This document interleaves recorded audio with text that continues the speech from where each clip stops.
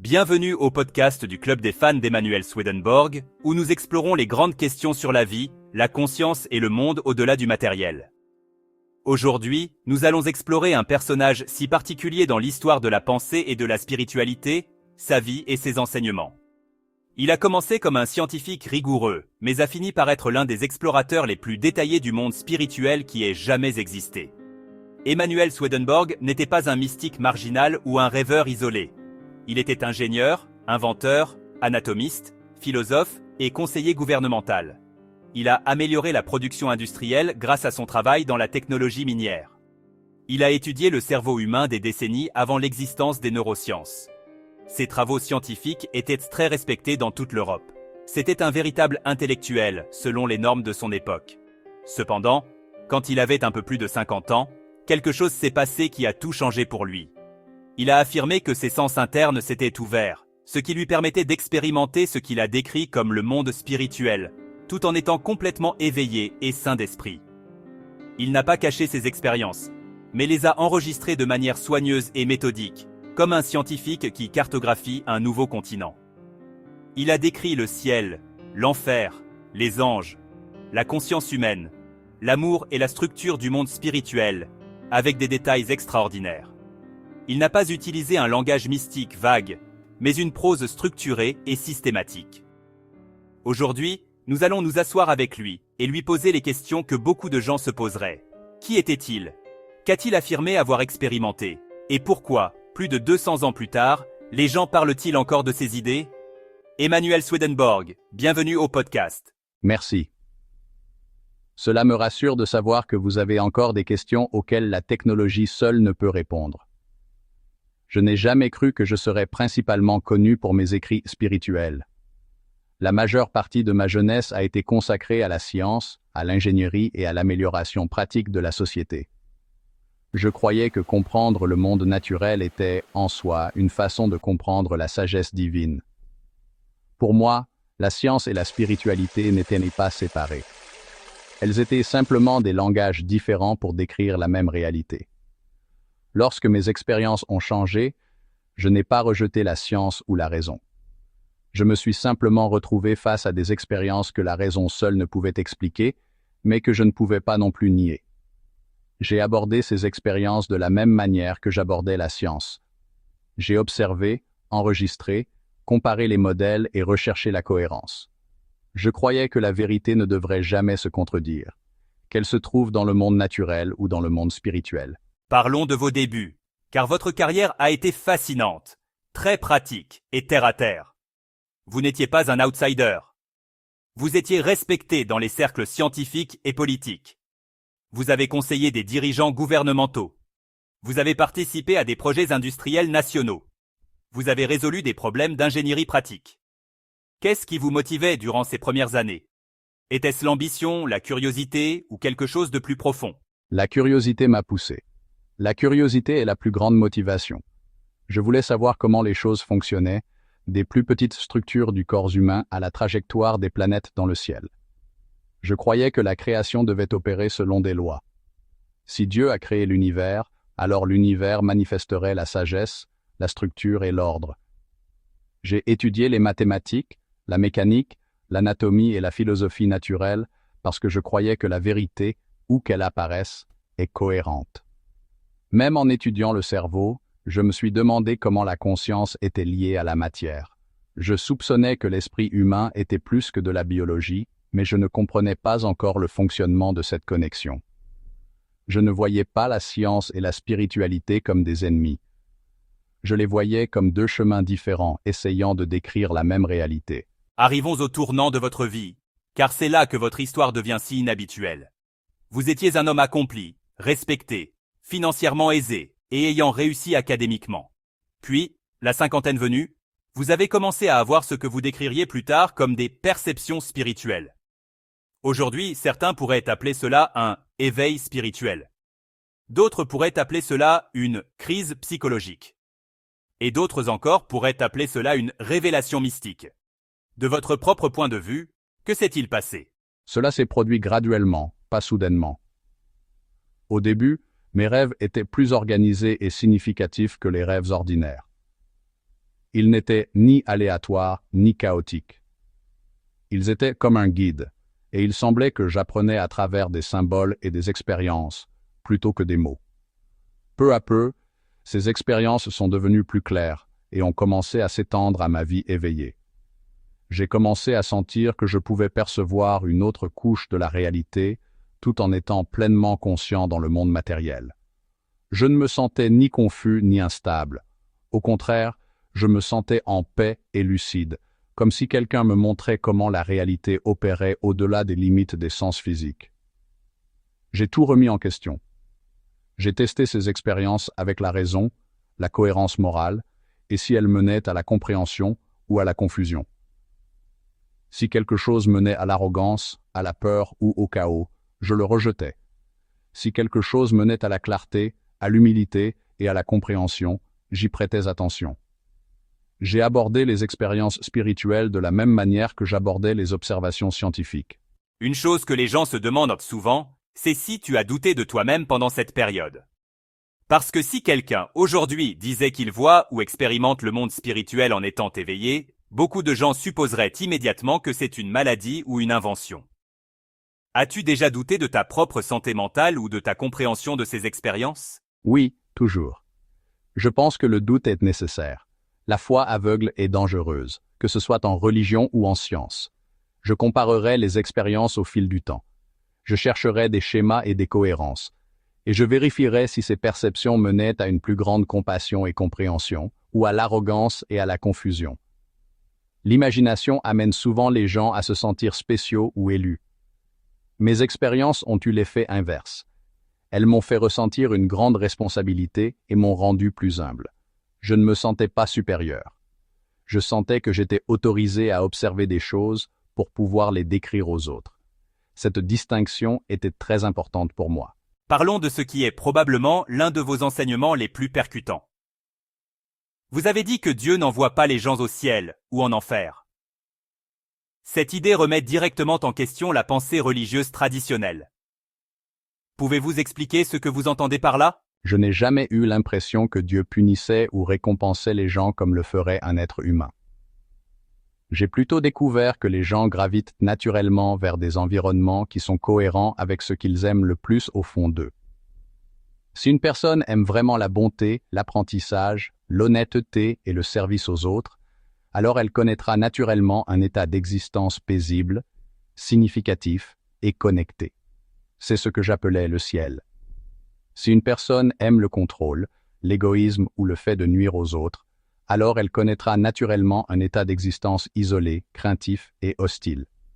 C'est ce que j'appelais l'enfer. Ce n'est pas une punition imposée de l'extérieur. C'est simplement une cohérence avec sa vraie nature. Nous nous dirigeons toujours vers ce que nous aimons vraiment, que nous en soyons conscients ou non. Cela change complètement notre façon de concevoir la moralité. Il ne s'agit plus de suivre des règles pour éviter la punition, mais de la personne que vous devenez. Voyez-vous la vie comme une préparation pour devenir un certain type de personne, plutôt que de réussir un examen? Oui, exactement. La vie n'est pas un examen que l'on réussit ou que l'on rate. C'est un processus de croissance. Chaque décision, chaque habitude, chaque choix répété façonne ce que vous aimez le plus en vous. Et ce que vous aimez le plus en vous détermine où vous vous sentirez chez vous, à la fois dans cette vie et au-delà. Vous ne pouvez pas simuler la bonté. Finalement, vos vraies motivations se révéleront à vous-même et aux autres. Donc la vie ne consiste pas à atteindre la perfection, mais à suivre une direction. Un autre endroit où tes idées surprennent les gens, c'est dans ta description des anges. Tu ne les as pas décrits comme des êtres surnaturels distincts, avec des ailes et des auréoles. Tu les as décrits comme des personnes. Oui. Les anges sont des personnes qui ont grandi spirituellement. Ce sont ceux qui ont appris à vivre principalement par amour, sagesse, et pour aider les autres à grandir. Ils continuent d'apprendre, de créer et de construire des communautés. Ils éprouvent de la joie à travers la coopération et un but commun. Les ailes représentées dans l'art symbolisent la compréhension. La lumière qui les entoure représente la sagesse. Mais les anges ne sont pas une espèce différente. Ce sont des êtres humains qui ont évolué spirituellement. Un aspect de votre travail qui surprend beaucoup de gens est l'attention considérable que vous accordez à l'amour, aux relations et aux couples. Les gens s'attendent souvent à ce que les maîtres spirituels parlent principalement de règles, de morale ou de rituels. Mais vous passez beaucoup de temps à parler de l'amour comme étant le centre de la réalité même. Pourquoi l'amour est-il si central dans votre vision du monde? Parce que l'amour est plus qu'une émotion. C'est la force fondamentale qui façonne la conscience et la réalité. Tout ce qu'une personne fait est, en fin de compte, motivé par ce qu'elle aime le plus. Même les décisions qui semblent logiques ou pratiques sont influencées par des motivations et des valeurs plus profondes. Le ciel, tel qu'il l'entendait, n'était pas bâti sur l'autorité ou la hiérarchie. Il était bâti sur des relations d'amour mutuelles, de respect et de croissance partagée. La véritable association ne concerne pas la possession, le contrôle ou la dépendance. Il s'agit de deux personnes s'aidant mutuellement à devenir des versions plus complètes d'elles-mêmes. L'amour basé uniquement sur l'attirance physique ou la commodité s'estompera. Mais l'amour basé sur un but commun, le respect et la croissance spirituelle peut se poursuivre au-delà de la vie physique. Tu as aussi écrit que les relations continuent après la mort, mais pas toujours de la manière que les gens attendent. C'est à la fois réconfortant et difficile pour beaucoup. Qu'est-ce qui détermine si une relation continue au-delà de la vie physique? Ce qui demeure est ce qui est le plus profond et le plus vrai. Si deux personnes sont ensemble simplement par habitude, peur ou pression sociale, cette connexion se dissoudra souvent lorsque la vie physique prendra fin. S'il existe une véritable compréhension, un respect et des valeurs intérieures partagées entre deux personnes, alors la connexion peut se poursuivre et même s'approfondir. Le monde spirituel est un lieu de grande clarté. Les gens deviennent progressivement plus honnêtes avec eux-mêmes, révélant qui ils sont vraiment et ce qu'ils aiment vraiment. Cette honnêteté détermine quelles relations restent fortes et lesquelles s'estompent naturellement. Parlons de ce que vous avez dit qui se passe immédiatement après la mort. Parce que beaucoup de gens sont curieux à ce sujet. Vous n'avez pas décrit de jugement instantané ou de transformation instantanée. Vous avez décrit un processus plus graduel. Qu'avez-vous dit qui se passe en premier? J'ai découvert que la plupart des gens ne réalisent pas immédiatement qu'ils sont morts. Ils ont souvent l'impression de se réveiller simplement ailleurs. Ils se reconnaissent et reconnaissent les autres. Ils continuent de penser et de ressentir de manière familière.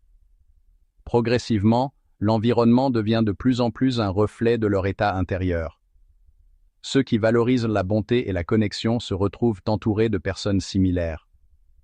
Et ceux qui valorisent le contrôle ou l'isolement se retrouvent progressivement dans des environnements qui reflètent cet état. Il n'y a pas de transformation soudaine et forcée. C'est plutôt un processus graduel de découverte de soi. Un autre pilier de votre enseignement est la façon de lire les textes sacrés. Vous avez suggéré que de nombreuses histoires religieuses sont symboliques et non historiquement littérales. Pourquoi pensez-vous que le symbolisme était si important? Parce que les vérités spirituelles sont souvent trop complexes pour être expliquées directement. Le symbolisme permet aux idées profondes d'être transmises à travers les générations et les cultures.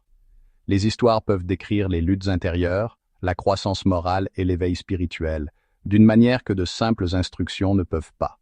Lorsque les gens se concentrent uniquement sur l'interprétation littérale, il manque parfois le sens psychologique et spirituel derrière l'histoire. Par exemple, les voyages représentent souvent une transformation intérieure. Les batailles représentent souvent des conflits moraux. Les villes représentent souvent des états d'esprit ou des communautés de foi. Donc pour vous, les textes spirituels ne doivent pas être lus simplement comme des récits historiques, mais comme des guides pour le développement intérieur. C'est une façon très différente de lire la religion. Oui, ils croyaient que les écritures divines sont écrites en couches. Le sens superficiel est une couche. Le sens symbolique plus profond en est une autre. Les deux couches peuvent coexister. Mais la couche symbolique contient souvent les idées les plus transformatrices. Quand les gens reconnaissent cela, les enseignements spirituels cessent d'être basés sur la peur et deviennent davantage axés sur la croissance et la compréhension. J'aimerais transposer cela dans la vie quotidienne des auditeurs d'aujourd'hui. La plupart des gens ne sont pas des scientifiques de l'âme, et la plupart des gens n'ont pas de vision spirituelle. Ils essaient simplement de vivre une vie normale, de gérer le stress, d'élever une famille, et de prendre des décisions concernant le travail, les relations et le but de la vie. Si quelqu'un vous demandait comment vos idées s'appliquent à la vie quotidienne ordinaire, que diriez-vous en premier? Je crois que la croissance spirituelle n'est pas séparée de notre vie quotidienne. Elle se manifeste à travers elle. Chaque décision, chaque habitude et chaque choix répété façonnent la personne que l'on est à l'intérieur. La croissance spirituelle ne consiste pas à accomplir des rituels ou à paraître dévot. Il s'agit davantage de devenir plus honnête, plus compatissant et plus conscient de la façon dont ses actions affectent les autres. Les petites actions comptent plus que les grands gestes. La gentillesse constante, l'honnêteté face aux difficultés et le choix d'aider les autres plutôt que de ne penser qu'à soi, toutes ces choses façonnent le cœur avec le temps. On ne devient pas bon ou sage d'un coup. C'est un processus lent, construit à travers des milliers de petites décisions. Cela semble très différent de l'idée que la spiritualité est une évasion du monde ou un retrait de la vie humaine normale. La spiritualité que vous décrivez est beaucoup plus intégrée à la vie quotidienne. Oui, je n'ai jamais cru que la spiritualité exigeait que nous nous retirions de la vie. Je pensais plutôt qu'elle nous demandait de nous y plonger plus profondément, mais avec une intention plus claire. Le travail peut être spirituel s'il aide les autres. Les relations peuvent être spirituelles si elles aident les gens à grandir. Même l'apprentissage et la résolution de problèmes, s'ils sont faits par curiosité et utilité, plutôt que par ego, peuvent être spirituels. Le but n'est pas de quitter ce monde. Le but est d'être le genre de personne qui peut l'améliorer pour les autres. Parlons du monde moderne, surtout maintenant. Les gens d'aujourd'hui vivent à une époque de surcharge d'informations, de beaucoup de stress, de comparaison constante avec les autres et de distraction constante. Pensez-vous que la vie moderne rend la croissance spirituelle plus difficile ou simplement différente? Je crois que chaque époque a ses propres défis. La vie moderne offre plus de connaissances et d'opportunités que les générations précédentes. Mais elle introduit aussi plus de bruit, plus de distractions et une pression accrue pour mesurer sa propre valeur par la comparaison. Le défi d'aujourd'hui est d'apprendre à maintenir la paix intérieure dans un monde de stimulation externe constante. La croissance spirituelle exige des moments de réflexion. Elle exige un regard honnête sur ses propres motivations, intentions et valeurs. La technologie n'est pas le problème. La perte de conscience de la personne que l'on est en train de devenir, voilà le problème. Vous parliez souvent de but et d'utilité. Aujourd'hui, beaucoup de gens ont du mal à se sentir perdus ou à avoir l'impression que leur travail ou leur vie manque de sens. Comment pensez-vous que les gens peuvent trouver un but? Le but est souvent plus simple que ce que les gens croient. Le but découle du fait de contribuer à quelque chose de plus grand que soi. Il découle du fait d'aider les autres à grandir, à apprendre ou à vivre plus sereinement. Tout le monde n'est pas destiné à changer le monde de manière spectaculaire. Mais chacun a la capacité d'améliorer la vie des autres de petites manières. Lorsque les gens se concentrent uniquement sur le succès personnel ou le statut, ils se sentent souvent vides. Lorsque les gens se concentrent sur l'utilité, ils se sentent souvent épanouis. L'utilité crée du sens. Il y a un thème qui traverse tous tes enseignements, et c'est l'idée que ce que nous aimons nous façonne. Si les auditeurs pouvaient retenir une idée simple de tes enseignements, serait-ce celle-là? Oui. Fais attention à ce que tu aimes vraiment, pas seulement à ce que tu dis valoriser, mais à ce qui motive réellement tes décisions. Tes motivations les plus profondes façonnent ton caractère, et ton caractère façonne ton expérience de vie, à la fois maintenant et au-delà de la vie physique. Tu ne peux pas faire semblant d'aimer. Avec le temps, tes vraies valeurs se manifesteront à travers tes actions. Donc, la question la plus importante n'est pas ce que tu crois, mais ce que tu aimes suffisamment pour vivre pour cela. Avant de terminer, je voudrais poser une question qui relie vos idées spirituelles directement à la vie moderne. Beaucoup de gens aujourd'hui ne pensent pas nécessairement au ciel ou à l'au-delà au quotidien. Ils se concentrent sur leur carrière, leur famille, leur survie, le stress, et essaient de se sentir stable dans un monde en évolution rapide. Si quelqu'un ne pense pas du tout à la spiritualité, mais s'efforce de mener une vie décente, vos idées s'appliquent-elles quand même à lui? Oui, très pertinemment. La croissance spirituelle ne consiste pas à penser constamment à la religion ou à l'au-delà. Elle se manifeste dans les choix quotidiens, les habitudes que l'on développe et les motivations derrière nos actions. Chaque fois qu'une personne choisit l'honnêteté plutôt que la tromperie, la bonté plutôt que la cruauté, ou d'aider les autres plutôt que l'égoïsme, elle façonne son caractère intérieur. Avec le temps, ce caractère intérieur devient plus réel que tout succès ou échec extérieur temporaire. Une personne qui vit avec intégrité compassion et un sens des responsabilités, même si elle n'utilise jamais le mot ciel, est déjà en train de construire ce que j'appellerais le ciel en elle-même. Un aspect frappant de votre travail est que le ciel n'est pas statique. Ce n'est pas un endroit où les gens jouissent simplement d'une paix sans fin. Vous avez décrit que les gens peuvent encore apprendre, grandir et se développer même après la mort. Pourquoi la croissance est-elle si importante dans votre vision du ciel? Parce que la conscience est conçue pour croître. Une vie statique n'apporte ni joie ni sens. La croissance permet aux gens de découvrir de nouvelles compréhensions, des connexions plus profondes et une plus grande capacité à aider les autres. Au ciel, l'apprentissage continue, la créativité continue, l'exploration continue. La différence est que la croissance se produit sans peur, sans tromperie et sans avoir besoin de rivaliser pour la survie. Les gens grandissent parce qu'ils aiment apprendre et parce que la croissance leur permet d'être plus utiles aux autres. Souvent, tu as associé l'utilité au bonheur et au sens. Aujourd'hui, beaucoup de gens recherchent le succès, la reconnaissance ou le statut, et se sentent pourtant vides. Pourquoi penses-tu que l'utilité apporte une satisfaction plus profonde que le statut? Parce que le statut est externe, tandis que l'utilité est relationnelle. Le statut dépend de la façon dont les autres vous perçoivent. L'utilité dépend de la façon dont vous affectez les autres. Lorsqu'une personne se concentre uniquement sur le statut, son sentiment de valeur devient instable. Il fluctue avec les comparaisons avec les autres. Lorsqu'une personne se concentre sur le fait d'être utile, elle expérimente le sens directement. Elle voit les résultats de ses actions dans le bonheur des autres. Le sens grandit lorsque nous contribuons à quelque chose de plus grand que nous-mêmes. Un autre thème puissant dans votre travail est l'idée que les gens ne peuvent pas cacher leur vraie motivation pour toujours.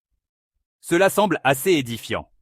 Pouvez-vous expliquer ce que vous voulez dire? Dans la vie physique, les gens peuvent présenter une image qui ne correspond pas à leur véritable moi intérieur. Cependant, des choix répétés révèlent les vraies priorités.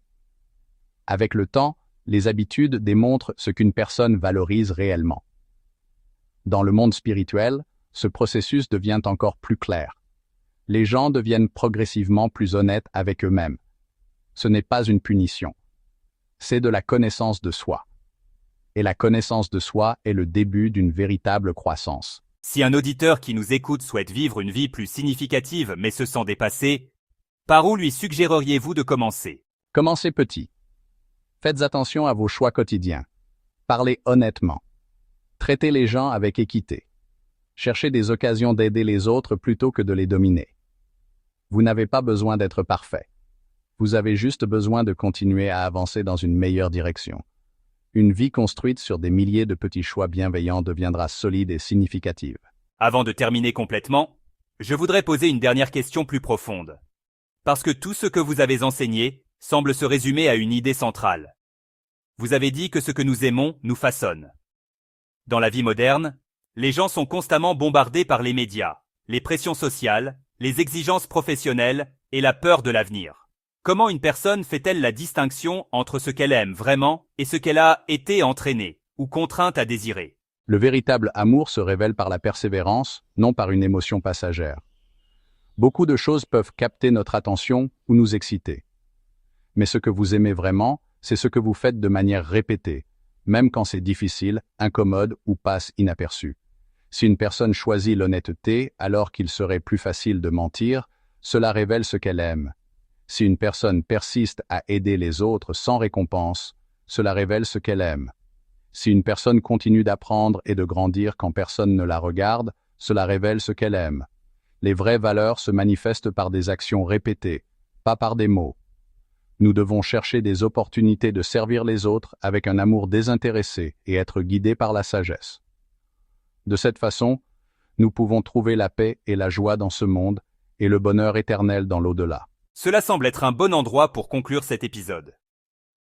Emanuel Swedenborg a remis en question les idées des gens sur la vie, la conscience, la moralité et le but. Que l'on considère ces idées comme une vision spirituelle, une philosophie ou une réflexion psychologique, elles nous encouragent à poser de meilleures questions sur la façon dont nous vivons. Merci d'avoir participé à cette conversation. Et merci d'avoir écouté le podcast du fan club d'Emanuel Swedenborg. Notre site web est swedenborg.netlify.app. N'hésitez pas à le consulter pour plus de contenu comme celui-ci. Jusqu'à la prochaine fois, restez curieux, continuez à réfléchir et prenez soin les uns